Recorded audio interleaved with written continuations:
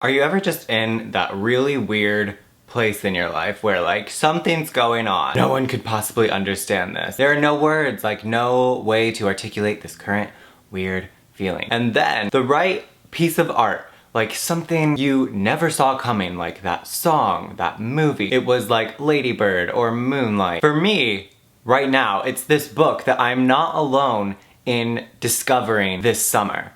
I finished my Pride Month in the best way with my favorite book of the year that is going to be impossible to top, even though there are some insanely exciting new releases happening this fall. I have to talk to you about Red, White, and Royal Blue by Casey McQuiston. Before I get started, if you're new here, my name is Tiernan. I make videos about books and a lot of other things. If you enjoy queer stories, entertainment, music, movies, life, please hit that subscribe button and turn on those notifications. I would love it if you would give this video a thumbs up. And if you enjoy my videos, I just started an account on Ko-Fi, which is something I just discovered through another booktuber, where creators can make an account and you can buy them a cup of coffee, where it's basically you donate $3. Absolutely no pressure at all. I made that account because I just moved to Los Angeles and money is thing right now, but I know that's the case for so many people, and I would never ask you to give me your hard-earned dollars unless you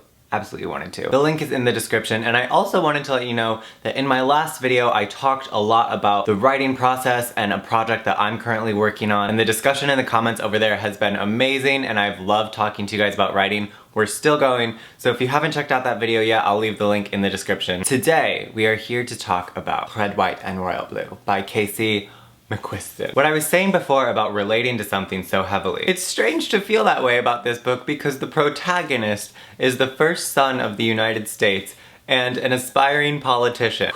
Where I related to him so much is that he's clearly an Enneagram 3. But at the beginning of this novel, he is 21 and in his last year of college. I'm 21, I just graduated college a couple months ago. I couldn't even relate to how he explored his sexuality. Like, I have been out for 8 years, but the way it was written, it's just so universal, and that is how you know. For those who haven't heard yet, this book is new. Literally came out May 14th of this year, less than 2 months old, but it was a complete runaway hit.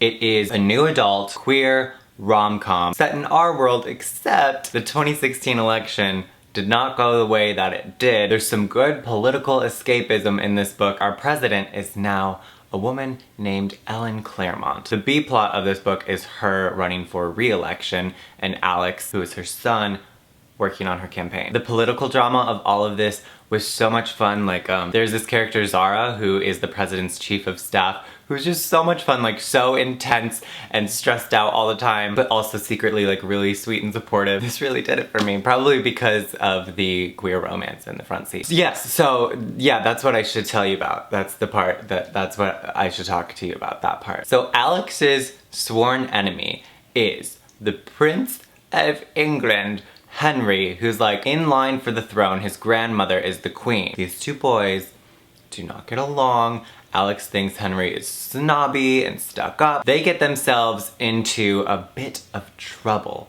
early on. In chapter 1, I don't want to tell you too much about it, and basically have to go on this mini apology tour, sort of like, we're friends, like international relations are good, don't worry. And while they're doing that, they sort of hit it off just a little bit. Still not each other's #1 fans, but they end up keeping in touch, and you know, at this point,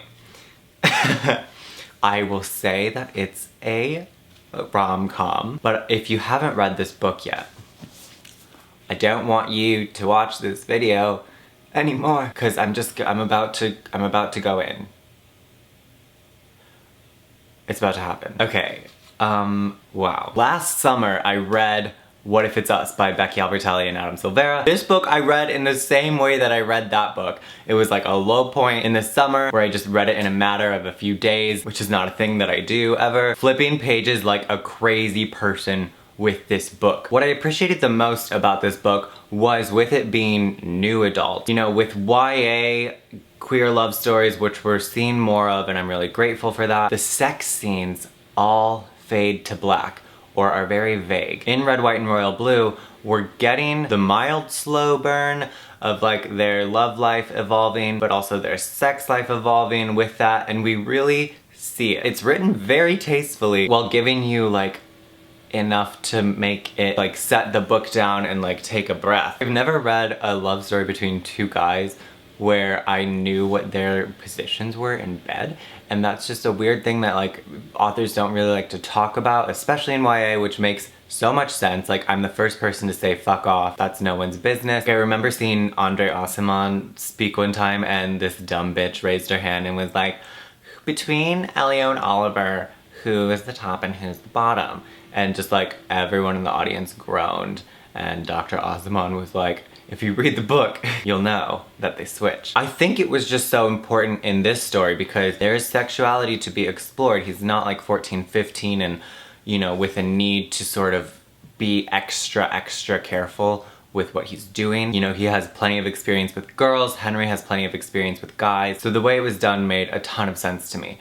There was just so much tension that worked so well in this book, but also when it was relieved, Casey McQuiston just really went in and delivered on exactly what we wanted. So often the good does not last long enough in books like this. Like, every single scene has to be something awful happening, or like they have to get in a fight. That doesn't happen for a while in this book, and I really appreciated that. Like, the fun and games went on just long enough, and there was enough going on in the story that kept us reading and kept us wanting to know what happened next without things immediately falling apart. They went so many places and were like doing all these scandalous things where like by the end of the book you have so many memories of the good times, and it should be like that. This book could have been like 275 pages and, you know, like a quick, this is the story, but I really thought the length worked so well. In the acknowledgements, she talks about a time when this book was 40,000 words too long, and I think that makes a ton of sense because with the political world of this book, like, there's a few things we don't really touch on, like we don't see a lot of the vice president. It's clear to me that like meaningful cuts were made in service of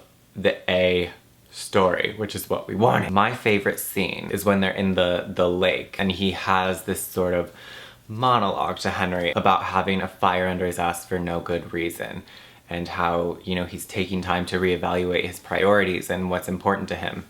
It's all very King of My Heart speech. Obviously, the end of that scene is a little sad, but I love that scene so much because it's a real place that 21-year-olds are in. It was refreshing to read something of someone who's exactly my age and in a similar emotional space, even though our lives could not be more different. Words are amazing. Wow, this is my fan right now because I had to turn off the AC. I love that Alex discovered that he's bi. Don't read a lot of books with bi representation, a relationship between a bi person and a gay person. Not that much of a thing, which is the case, but still needed to be out there. I loved, like, right off the bat, his dynamic with Luna, the senator. I was like, ooh, this is gonna be fun. The dynamic between these two, like the mentorship, it's gonna be really interesting to explore. And obviously, it got rocky in there for a while, but I loved the outcome, like the sacrifice, the wisdom of the older generation versus the younger generation and the difference between them coming out. Seeing like what Luna went through with his assault was really difficult to read, and I'm glad it was included.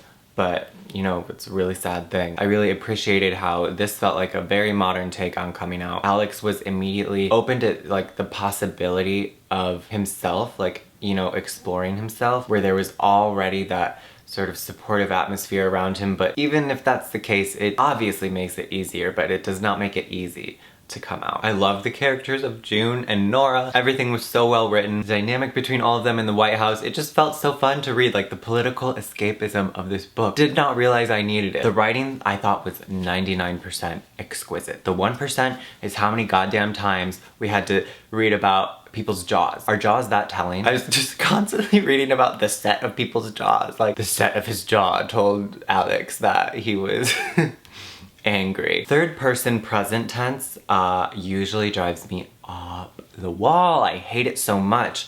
But in this book, I mean, it was just so good that it just worked.